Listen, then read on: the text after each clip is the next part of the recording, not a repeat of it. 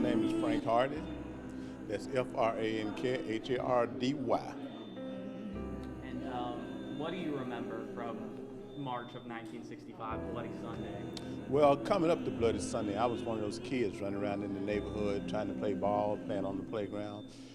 And the civil rights workers would always, what we used to call freedom fighters, they was in Selma, all over Selma, and they would always come and use the kids. They would use us to do things like pass out flyers. Almost every week, someone would come to the park where we would be and give us a box of flyers. And the flyer would say something like, mass meeting at Brown Chapter Church, or mass meeting at Tabernacle Baptist Church, and they would say what date and what time. And at that time, I didn't even know what a mass meeting was. I was just glad that these adults was asking me to help. You know, adults treating me like I was important, you know, so they asking, pass them out. So we would pass these flyers out, and we would go from door to door, from house to house, and making sure people got the flyers. And like I said, at the time, I thought a mass meeting was a party you go to, everybody wore a mask, you know. I was a kid.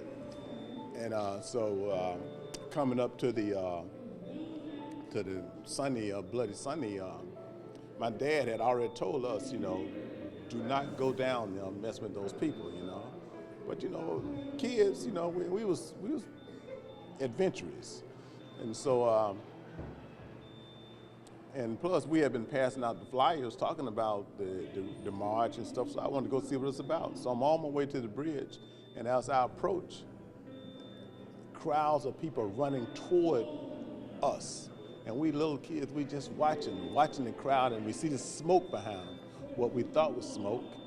And then we got a whiff of it, and then we realized it was tear gas. And so the crowd pretty much, it was about to run over us, you know, and I saw a little girl with blood in her head, and the man stumbling, trying to pick her up. And that image of that little girl inspired some of my artwork today. You see my artwork over there, and there's a painting over there with the little girl, got a hand in her face and the blood. That image stayed in my head all those years. And so I started capturing more images of what I saw growing up during the civil rights movement, what it was like through the eyes of a child. And so, and now today, a lot of my work is inspired by those traumatic incidents and those traumatic experiences that I experienced growing up as a child in the midst of the civil rights movement.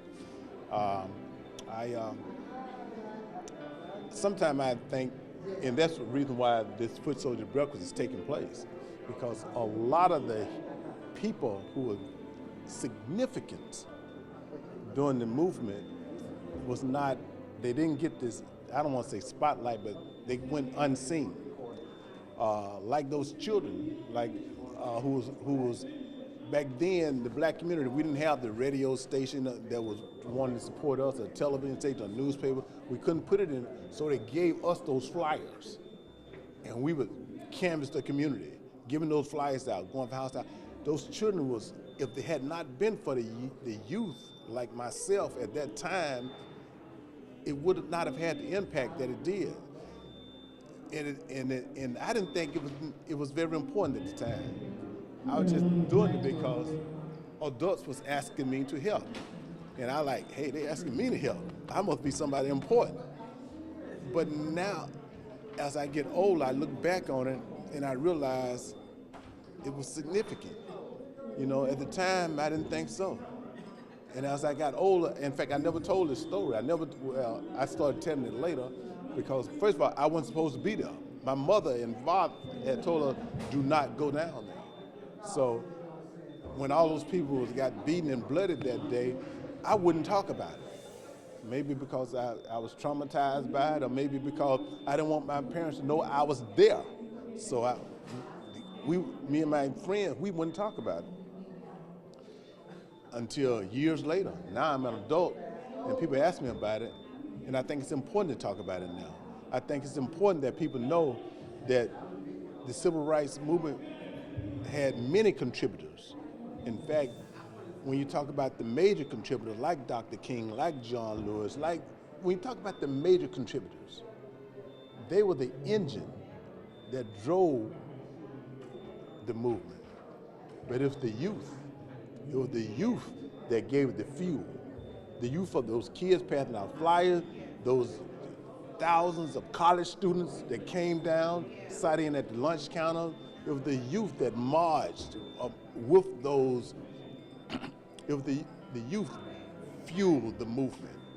And so they may not have been the engine, but because of this event here, excuse me, they're shining a light on a lot of those unseen heroes that was part of the civil rights movement. There's the old adage, if you don't learn from history, you're doomed to repeat it. Do you think Got America to. has fully learned from this history? A great deal of America live in denial. They choose to live in denial because if they was learning from the history, they wouldn't be trying to bury the history. If they was learning from the history, they would have learned from the Civil War. You know, the Civil War took place over a lie. Think about it. The majority of white people in America did not own slaves. The majority did not own slaves. But the big companies that had thousands and thousands of slaves, their whole economy was built on that free slave labor. And so once the Emancipation Proclamation went forward, they was like, they were thinking about the profit. They were thinking about all the money they was going to lose. So what they do, they convince all of these other poor people mostly to go to war for them. Can't let the North come down here and change our way of life. They convinced all these people to go to war for them. And people died and fought in that war because of a lie. And then here it is, 100 or so years later, they're being convinced again. They're not learning from the history. And that's why so many people are against putting this stuff in the history books. They are so against telling the real history. Because real history, if you tell the history, you can repent, we can learn from our history, and we can go forward. But as long as you keep burying the history, as long as you keep lying about what happened, there are people saying slavery wasn't that bad, you know? I mean, how in the hell you figure slavery wasn't that bad when you had no rights?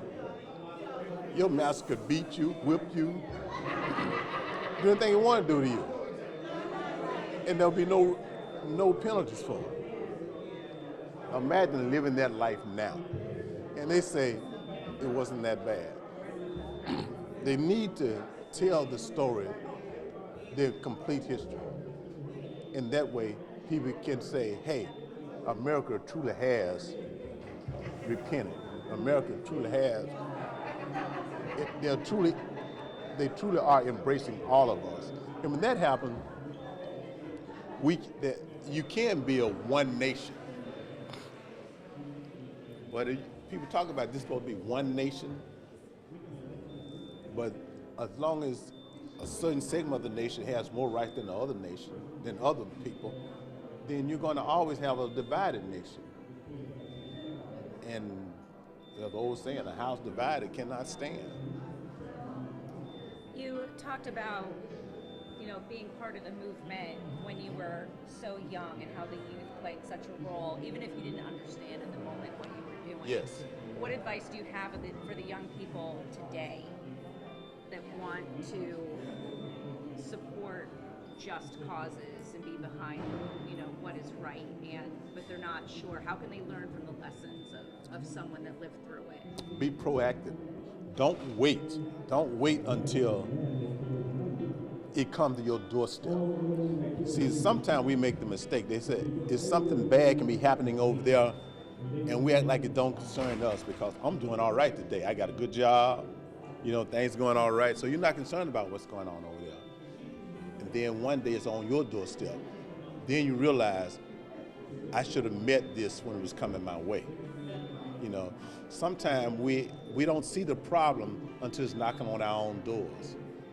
And by then it's too late. So my thing to young people, understand that you have a moral obligation to be involved because people died to make it possible for you to have what rights you do have. You still don't have the rights of others, so to speak, But people died and was killed and lynched and murdered, you know. Just to give you an example. There's stories about people who was lynched, murdered, and killed because they said they wanted to vote, because they went downtown and tried to register to vote. Young people take that lightly. Before you know it, if you don't go and be a part of the system, don't expect anything from the system. That's my advice to young people.